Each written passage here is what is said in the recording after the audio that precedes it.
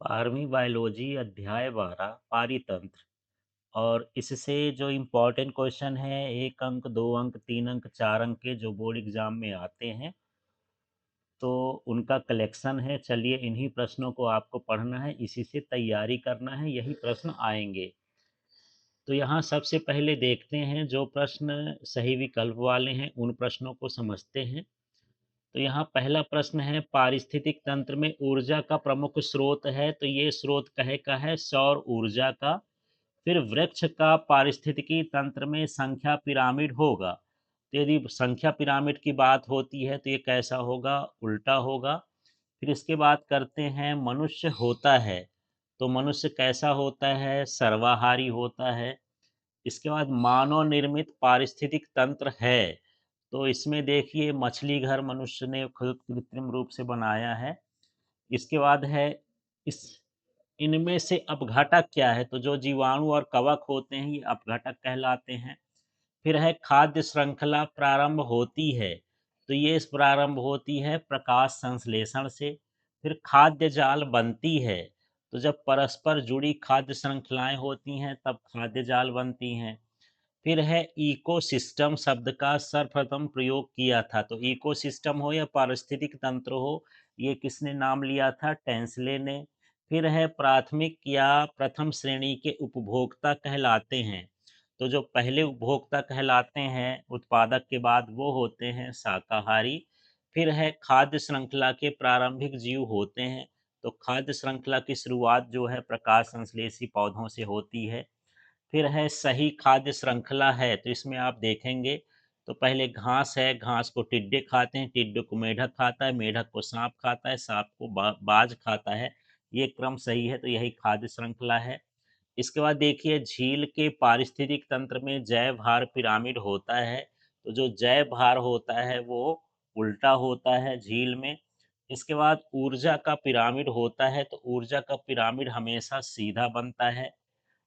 अगला देखिए, समुदाय व पर्यावरण की मिली-जुली इकाई कहलाती है, तो ये कहलाती है पारितंत्र।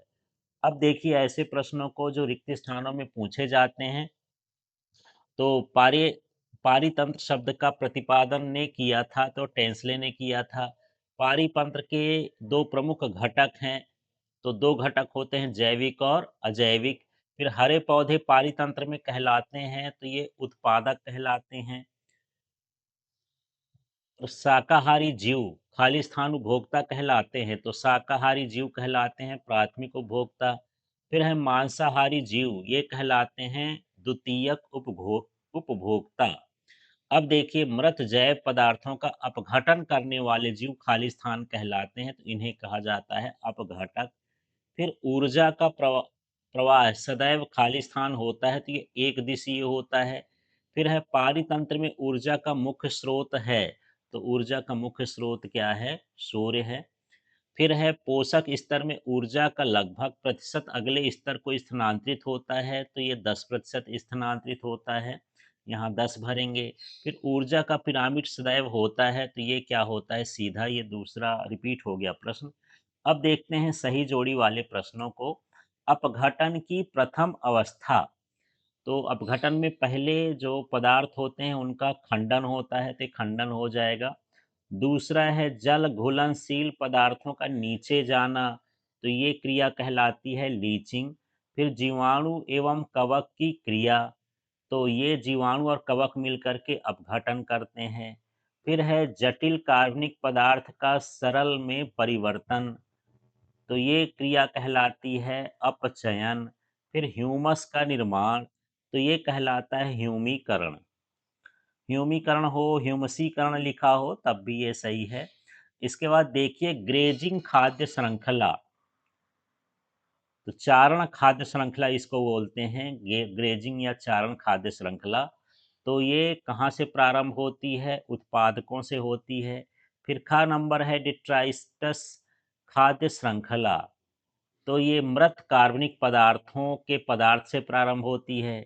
फिर है, पारिस्थितिक पिरामिड, तो जो पारिस्थितिक पिरामिड होता है वो पोषक स्तर का ग्राफ शो करता है। फिर है, स्थलीय पारितंत्र, तो वन एवं घास भूमि। फिर है, जलीय पारितंत्र, तो ये तालाब और झील कहलाएगा। अब देखिए अगले उसमें चलते हैं जोड़ी मिलाने में, पारिस्थितिक तंत्र।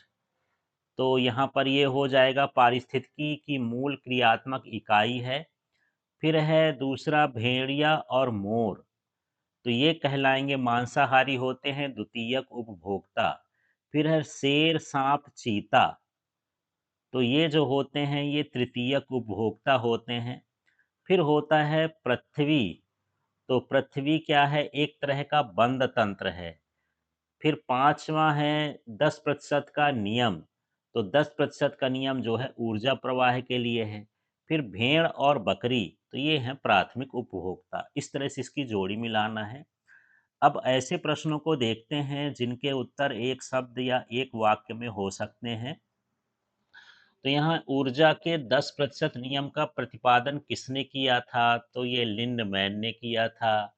मृत कार्बनिक अवशेषों को क्या कहते हैं? उनको बोलते हैं डिट्राइटस। फिर है अपघटन की अंतिम स्थिर अवस्था में बनने वाला गहरे रंग का पदार्थ क्या है? तो अपघटन के बाद जो बनता है वो कहलाता है ह्यूमस, जो गहरे रंग का पदार्थ होता है। फिर है किसी पारितंत्र में कुल प्रकाश संश्लेषण को क्या कहते हैं? तो ये क्या कहलाता है? सकल प्राथमिक उत्पादकता। फिर है जीपीपी में से श्वसन हानि घटाने पर क्या प्राप्त होता है? तो ये होता है शुद्ध प्राथमिक उत्पादकता कहलाती है। फिर है जलीय पारितंत्र में जैव द्रव्य पिरामिड प्राय कैसा होता है? तो जलीय पारितंत्र में जो जैव भार का पिरामिड होता है उल्टा होता है। फिर आगे का प्रश्न देखिए, पारिस्थितिकी तंत्र के दो घटकों के नाम लिखिए। तो ये दो घटक होते हैं जैविक घटक और अजैविक घटक। फिर है पारिस्थितिक तंत्र की मूल इकाई का नाम लिखिए। तो ये होते हैं उत्पादक। फिर ऊर्जा प्रवाह के प्रत्येक स्तर पर कितने प्रतिशत ऊर्जा का ह्रास होता है? तो 90%। अब यहाँ पर ध्यान देना है, ऊर्जा का स्थानांतरण यदि पूछे तो 10%, और ऊर्जा का ह्रास पूछेगा तो कितना होगा? 90%। मृदा निर्माण की प्रक्रिया क्या कहलाती है? तो इसे कहते हैं पीडोजिनेसिस। फिर कौन सा पारिस्थितिकी तंत्र सर्वाधिक स्थायी होता है? तो ये होता है जटिलतम पारिस्थितिक तंत्र जो है अधिक स्थायी होता है। फिर पारिस्थितिक तंत्र में कवक एवं जीवाणु क्या कहलाते हैं? तो ये सूक्ष्म उपभोक्ता या अपघटक कहे जाते हैं। फिर है एक पोषण स्तर से दूसरे पोषण स्तर पर कितनी ऊर्जा पहुंचती है? तो ये 10% पहुंचती है। फिर रसायन संश्लेषी जीवाणु किस प्रकार के घटक हैं? तो एक तरह के ये स्वपोषित हैं। फिर दो प्रकार के खाद्य श्रृंखलाओं के नाम लिखिए। तो एक है चारण खाद्य श्रृंखला और दूसरी होती है अपर्दन खाद्य श्रृंखला। अपर्दन, ये डिट्राइटस आप जो यहाँ पर लिखे थे इसको आप अपर्दन भी लिख सकते हैं। ये वाला अवशेषों को क्या कहते हैं? अपर्दन पदार्थ कहते हैं। अब देखिए जो ऐसे प्रश्न हैं एनसीईआरटी बुक के हैं, आपके किताब के भीतर हैं, उन प्रश्नों को देखते हैं। उसमें भी ये खाली स्थान है। पौधों को खाली स्थान कहते हैं क्योंकि ये कार्बन डाइऑक्साइड का स्थिरीकरण करते हैं, तो ये उत्पादक होगा। फिर पादप द्वारा प्रमुख पारितंत्र पिरामिड खाली स्थान प्रकार का होता है, तो ये उल्टा होता है। फिर एक जलीय पारितंत्र में उत्पादकता का सीमा कारक खाली स्थान है, तो ये प्रकाश है। हमारे पारितंत्र में सामान्य अपर्दन है, तो ये अपर्दक जो होता है केंचुआ है। पृथ्वी पर कार्बन का प्रमुख भंडार खाली स्थान है, समुद्र एवं वायुमंडल है। अब इसके अगले प्रश्न को देखते हैं जो विकल्प में दिया है। एक खाद्य श्रृंखला में निम्नलिखित में सर्वाधिक संख्या किसकी होती है? तो सबसे ज्यादा अपघटक होते हैं, इनकी संख्या सबसे ज्यादा होती है।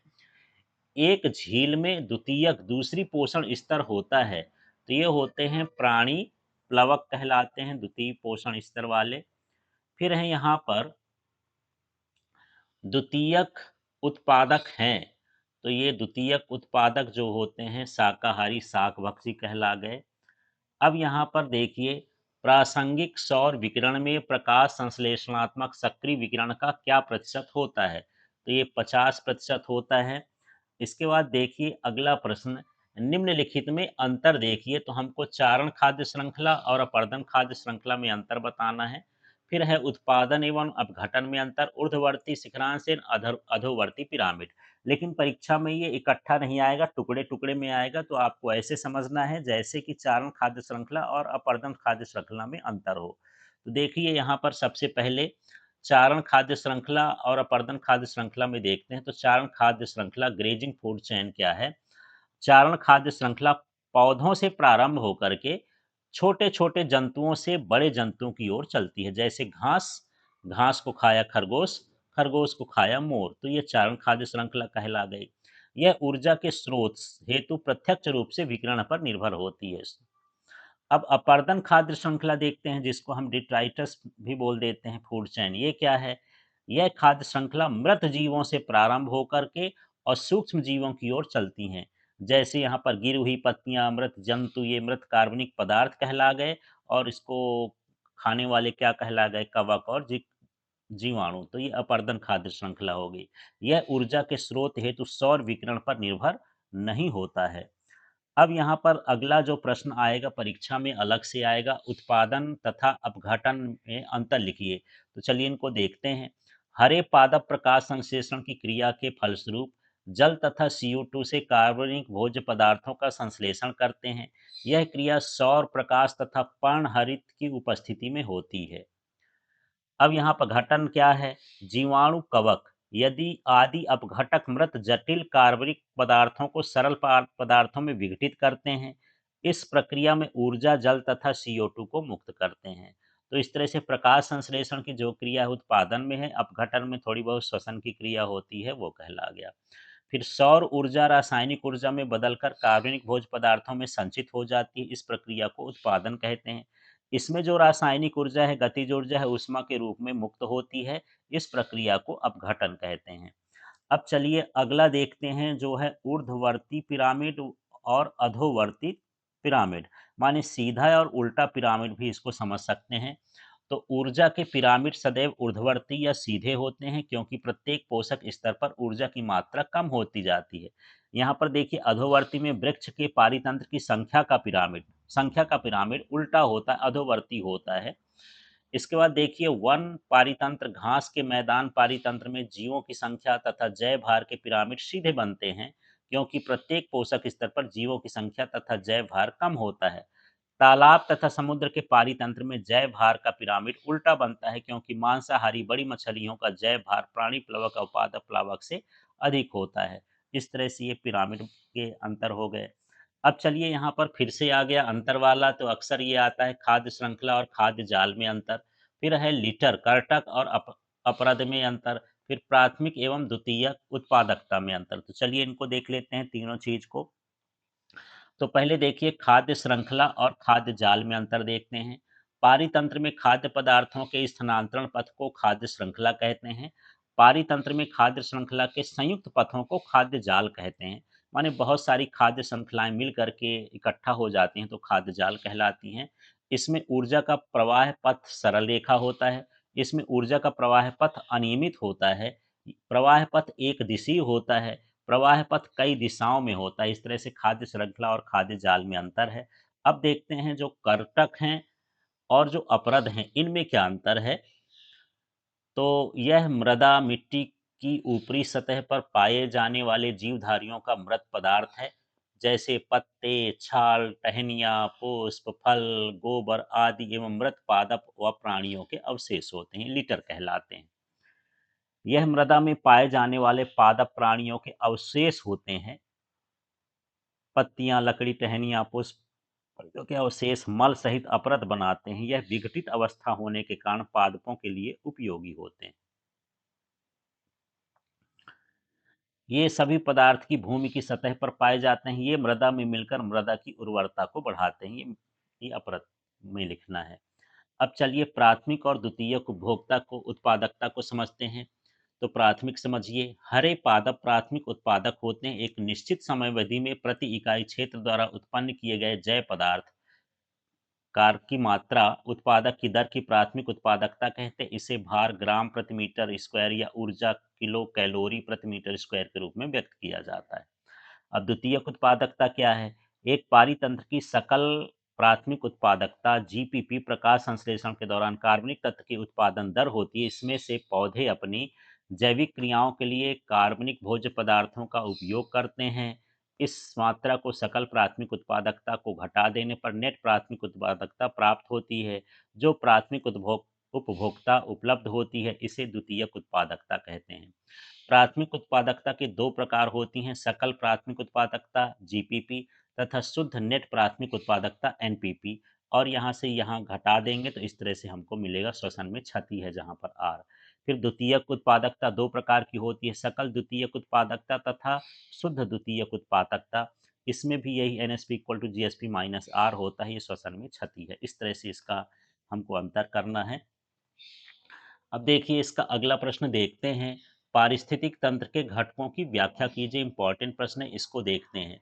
तो यहाँ पर सबसे पहला है अजैविक घटक। ये दो प्रकार के होते हैं, एक होता है ऊर्जा, दूसरा होता है पदार्थ। ऊर्जा में प्रकाश है, ताप है, रासायनिक पदार्थों की ऊर्जा है। पदार्थ में पानी है, मिट्टी है, लवण है आदि। अब यहाँ पर जैविक घटक की बात करते हैं। तो यहाँ पर सबसे पहले उत्पादक होते हैं हरे पौधे, जो सूर्य के प्रकाश की उपस्थिति में CO2 और जल से क्रिया करके ऑक्सीजन और कार्बनिक पदार्थों का निर्माण करते हैं। फिर दूसरे तरह के होते हैं उपभोक्ता। ये भी उपभोक्ता तीन तरह के होते हैं। प्राथमिक उपभोक्ता, जो जीव पोषण के लिए हरे पौधों पर निर्भर रहते हैं, उन्हें शाकाहारी जीव कहते हैं, जैसे हिरण, गाय, भैंस, खरगोश आदि। ये प्राथमिक उपभोक्ता कहला गए। द्वितीयक उपभोक्ता, जो जीव पोषण के लिए प्राथमिक उपभोक्ता पर निर्भर रहते हैं, उन्हें द्वितीयक या मांसाहारी उपभोक्ता कहते हैं, जैसे भेड़िया, सांप आदि।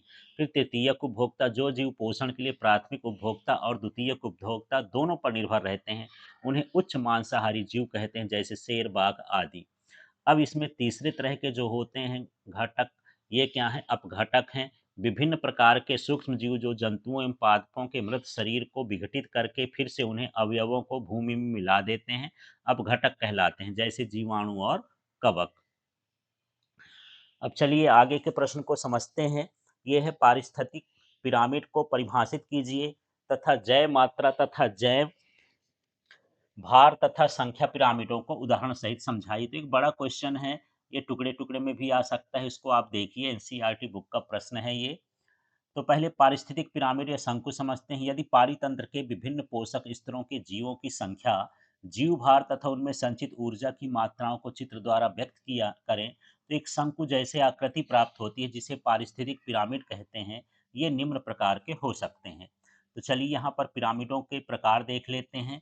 तो सबसे पहले है जीव संख्या का शंकु। जब आहार श्रृंखला के पोषक स्तरों का शंकु पोषक स्तरों में उपस्थित जीवों की संख्या के आधार पर बनता है, तो इसे जीव संख्या का शंकु कहते हैं या पिरामिड कहते हैं।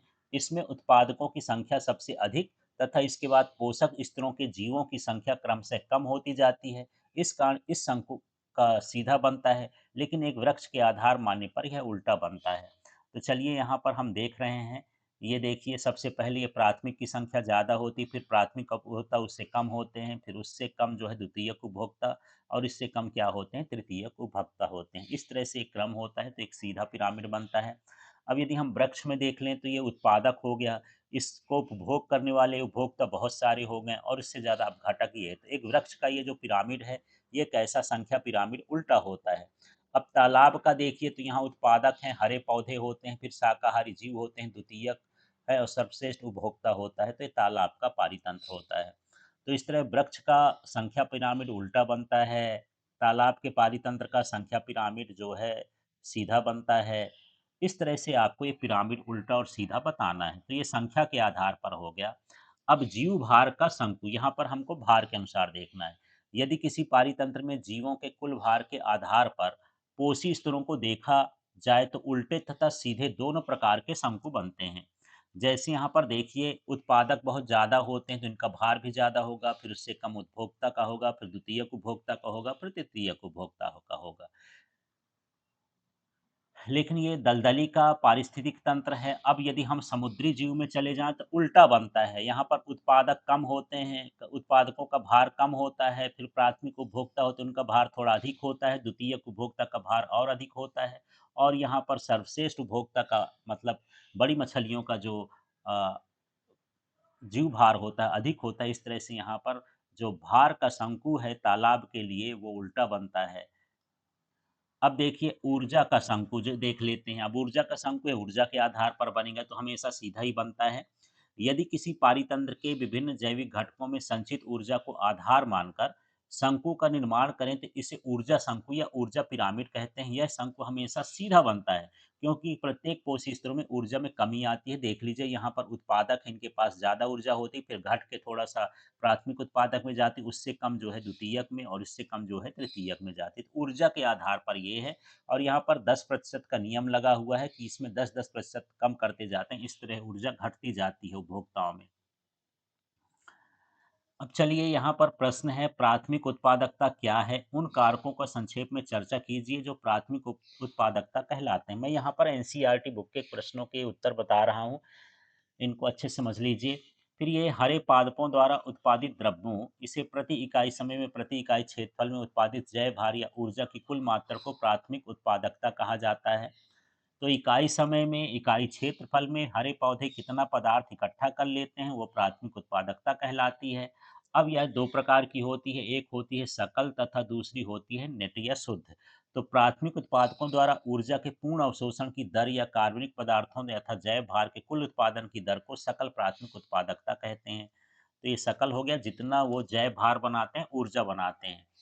फिर ये देख लेते हैं उत्पादकों को श्वसन क्रिया के पश्चात बचे हुए जैव भार या ऊर्जा की दर को वास्तविक और नेट प्राथमिक उत्पादकता कहते हैं।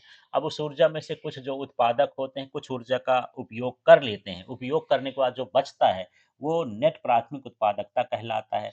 तो नेट प्राथमिक उत्पादकता का मतलब ये है कि सकल प्राथमिक उत्पादकता और इसमें श्वसन की दर को माइनस कर देते हैं तो नेट प्राथमिक उत्पादकता मिल जाती है। कभी कभी ये लाइन खाली स्थान में भी जो है भरने के लिए आ जाता है।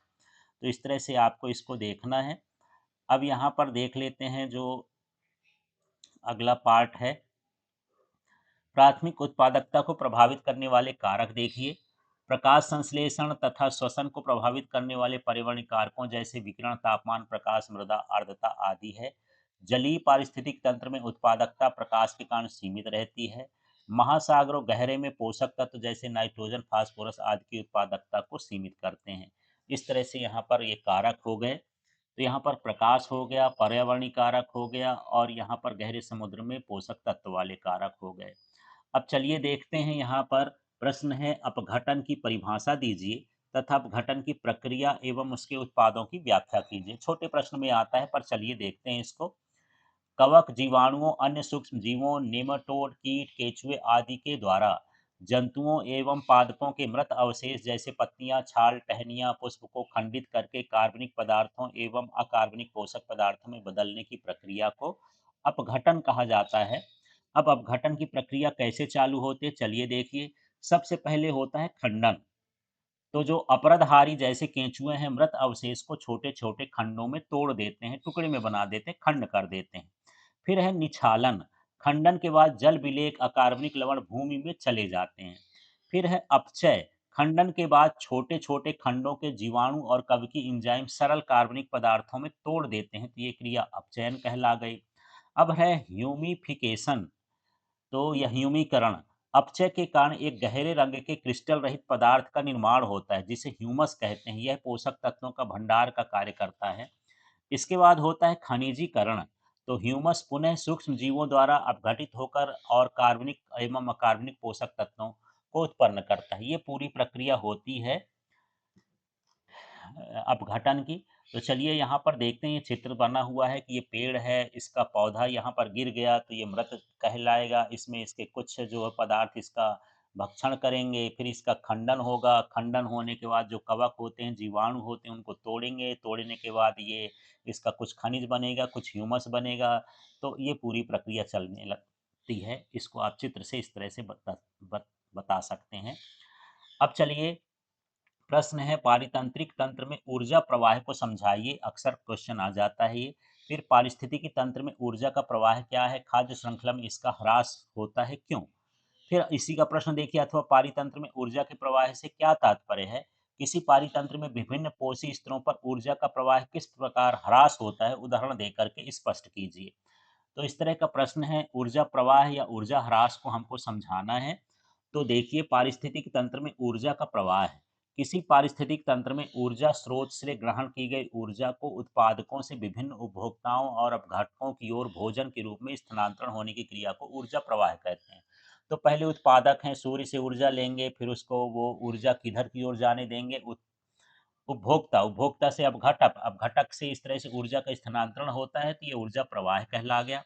अब पारितंत्र में ऊर्जा प्रवाह का स्रोत क्या है? तो सूर्य द्वारा उत्सर्जित ऊर्जा को 1 या 2% भाग को हरे पौधे प्रकाश संश्लेषण की क्रिया द्वारा संग्रह करते हैं तथा भोज्य पदार्थों में रासायनिक बंध के रूप में इकट्ठा कर लेते हैं।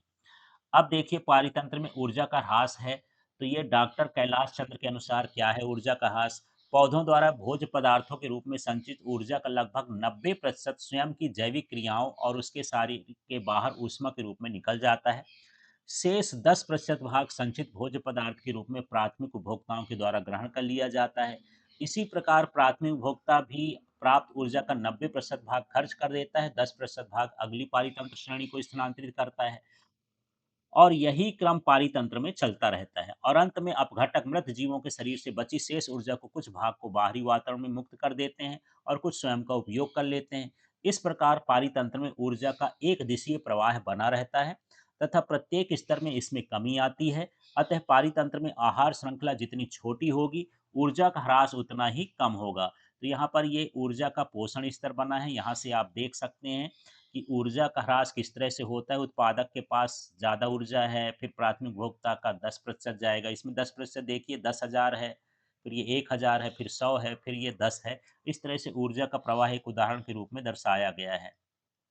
अब लास्ट में एक चित्र को थोड़ा-सा देख लेते हैं। पारिस्थितिक तंत्र में पोषण का स्तर देखिए, तो यहाँ पर पहला पोषण स्तर क्या कहलाता है? उत्पादक कहलाता है। जैसे इसमें पादप प्लवक होते हैं, घास होते हैं, वृक्ष होते हैं, पेड़-पौधे हो गए।